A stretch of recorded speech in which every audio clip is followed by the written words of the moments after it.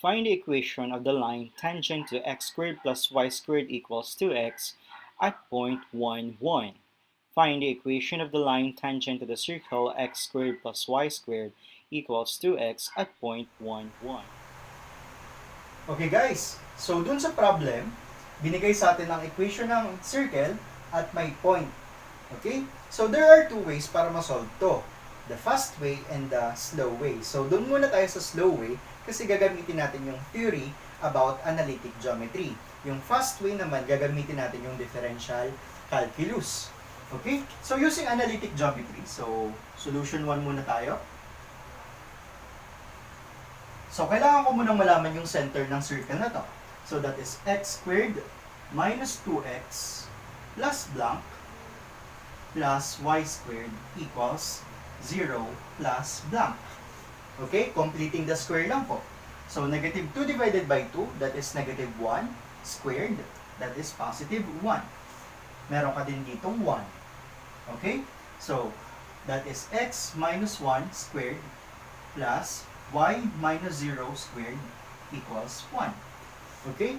Di ba sumunod tayo sa form na x minus h squared plus y minus k squared equals r squared. Okay? So kung idodrawing ko yung circle na yan, alam ko ang center ay nasa negative 1, positive 1, 0, at ang radius ng circle natin ay 1. So paano ko po ba yun idodrawing? So, 1, 2, 3, 4, 1, 2, 3, 4, 1, 2, 3, 4, 1, 2, 3, 4. Nasaan ang center natin? 1, 0. Di ba ito yon? Center. Okay, mula sa center, radius. So, radius to, radius din to. Mula dito, radius din mula dito. So, kung gagawin kong ganon, yan lang yung circle natin. Okay? And then, meron daw tayong point 1, point, that is 1, 1, di ba ito yon? Kung saan, meron daw dyang tangent line na dumadaan. Okay? Kung perfect yung pagkakadrawing ko, alam ko agad yung sagot ng tangent line na yan. Pero, papalabasin pa din natin mathematically. Okay? So, paano ko makukuha yung equation na yan? Magdodrawing ako ng isang normal line. Tandaan, ito ay tangent line. Yan yung line na dumadaan or nag-i-intersect sa isang curve at just one point. Pag naman sinabi mong normal line, ang normal line ay isang line perpendicular sa tangent line. At kapag perpendicular lines, meron tayong relationship. Ano yung relationship na yon? M1 is equal to negative 1 over M2. So, ito yung relationship ng slopes nila. Okay? So, kailangan ko palang malaman ang slope ng normal line, tsaka ko pa makukuha ang slope na tangent line. Okay? So, di ba, anong coordinates ng center natin? 1, 0. And then, some point pa dumaan yung ating normal line, point 1, 1. So, pwede kong makuha yung slope since meron akong 2 points. Di ba, M is equal to y2 minus y1 all over x2 minus x1. So that is equal to 1 minus 0 all over 1 minus 1. This is equal to 1 over 0 or 1 divided by 0. We assume that to be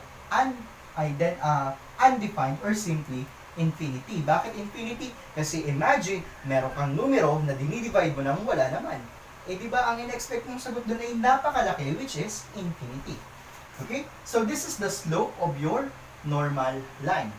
To get the slope of the tangent line, that is just negative 1 over slope ng normal line. So, negative 1 over infinity. Ano naman yung idea kapag may dinidivide ka ng infinity? Just imagine, meron kang isang numero over ng sobrang laki. Di ba ang makukuha mo doon is almost negligible na or simply 0. So, ang slope ng tangent line natin ay 0. And then, gagamitin lang natin yung slope-intercept form or yung point-slope form, rather. So, that is y minus y sub 1 equals m x minus x sub 1. So, that is equal to y minus y sub 1. Maalin yung gamitin ko? Ito na lang. y minus 1. Hindi pala to pwede kasi nga, yung tangent line natin, saan dumadaan? Dun sa 0.11. So, gamitin mo yung 0.11. Y minus 1 equals 0, x minus 1. Diba? Magzi-0 lang to. So, y minus 1 equals 0. So, yan po yung equation ng ating tangent line.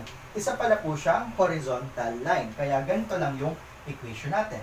So, yan po yung slow way. And syempre, ayaw kong gamitin yan. Ang gusto kong gamitin, diff cal. So, solution 2.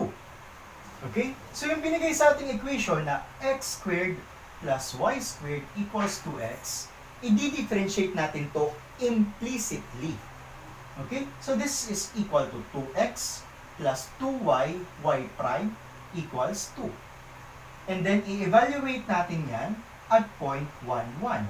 Ibig sabihin, ang x papalitan mo ng 1 at ang y ay papalitan mo din ng 1. Okay? Pero, kung isi-simplify ko, makakancel lang naman yung 2. So, that is x plus y, y prime equals 1. Okay? So, that is 1 plus 1 times y prime equals 1. Transpose, 1 minus 1 is 0, divided by 1, y prime is equal to 0. Okay? Do not forget that the first derivative of your equation is your slope. So, slope is equal to y prime is equal to 0. At tatandaan mo din na kung ito yung slope ng curve na to at that point, yun din yung slope ng tangent line mo at that point. Tatandaan na, ganun po ang principle kapag differential calculus. Okay? Kaya ako gustong gamitin yung differential calculus kasi pag nag-differentiate ako implicitly, makukuha ko na agad yung slope ng curve at that point. At syempre, yun yung slope din ng tangent line at that point.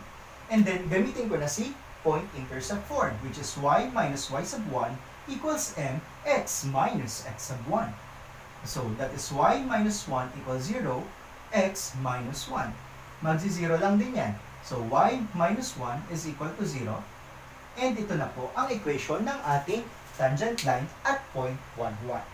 Okay? So, kayo, bahala kayo kung ang gusto nyo gamitin is analytical way, using analytical geometry, or diff cal way. Utilize natin yung implicit differentiation. Kaya lang, dapat nga alam nyo yung principle na kung nag-differentiate ka at ginamit mo yung point na yun, dapat dun din sa point na yun dadaan yung tangent line mo. Or else, magkakamali ka po ng equation. Okay? So, I hope it's very clear. Please copy.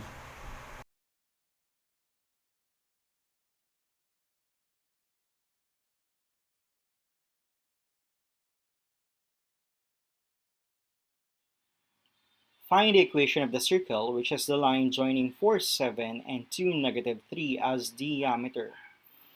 Find the equation of the circle which has the line joining 4, 7 and 2, negative 3 as a diameter. Okay, from the problem, binigay sa atin ang coordinates ng endpoints ng diameter natin. Okay? Meron daw tayong 4, 7, tsaka 2, negative 3. So, kuhain ko yung distance or yung haba ng ating diameter using distance formula. So, d is equal to square root of 4 minus 2 squared plus 7 minus negative 3 squared. Okay? At kapag ginawa ko yan, that is equal to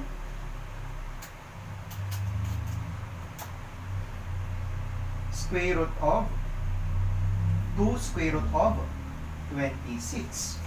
Okay? So, yan yung haba ng diameter natin.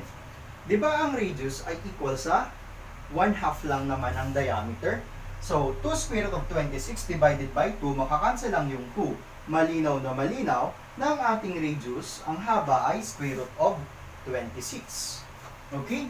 And then, kung i-square ko, di ba r squared is equal to 26. Okay? Ang tina-target ko kasi is ilagay or makuha yung equation ng circle natin gamit ang standard equation, yung x minus h squared plus y minus k squared equals r squared. So, kulang na lang is yung center natin na HK. Diba? Kung ito yung haba ng diameter natin, meron yung midpoint. Okay? At yung midpoint na yan, yan na din yung center natin. So, paano ba kuhain yung midpoint between 2 points? I-average mo lang yung mga coordinates nila. Okay? So, for H, that is just simply 2 plus 4 divided by 2. So, 6 divided by 2, that is 3.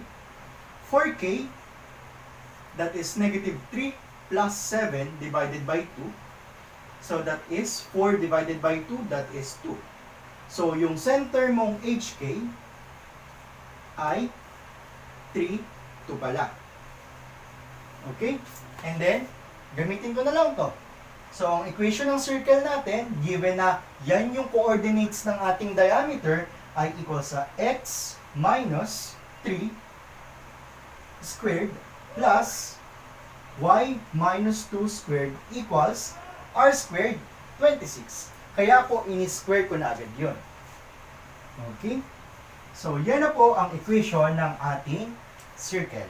Kung pwede bang iba pa yung sagot bukod dito? Yes po, pwede pong i-expand pa. Pero yung sa akin, dito na lang po ako. Okay? So, please copy.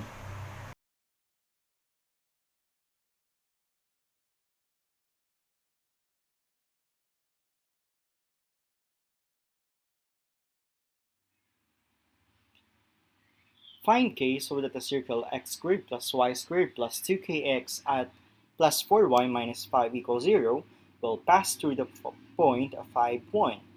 Find k so that the circle x squared plus y squared plus 2kx plus 4y minus 5 equals 0 will pass through the point 5, 1.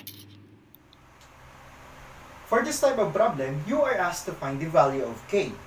Okay? So, kung ang equation ng circle daw natin ay ito, at yung equation na to, or yung circle natin ay dumadaan sa point na to, therefore, dapat masatisfy ng point na to yung equation natin. Dapat mag-equal sa 0. Or, sa madalit sabi, yung lahat ng x papalitan ko ng 5, at lahat ng y ay papalitan ko ng 1. So, that is equal to 5 squared plus 1 squared plus 2k times x, which is 5, plus 4 times 1 minus 5 equals 0. Okay, so 25 plus 1, that is 26, plus 4, 30 minus 5, that is 25. Transpose ko. Meron akong 10k equals negative 25. And simply, k is equal to negative 5 over 2. Okay? Or simply, negative 2.5. So, ganyan lang po yung gagawin nyo kapag meron kayong ganyang problems. So, madali lang po. Okay? So, please copy.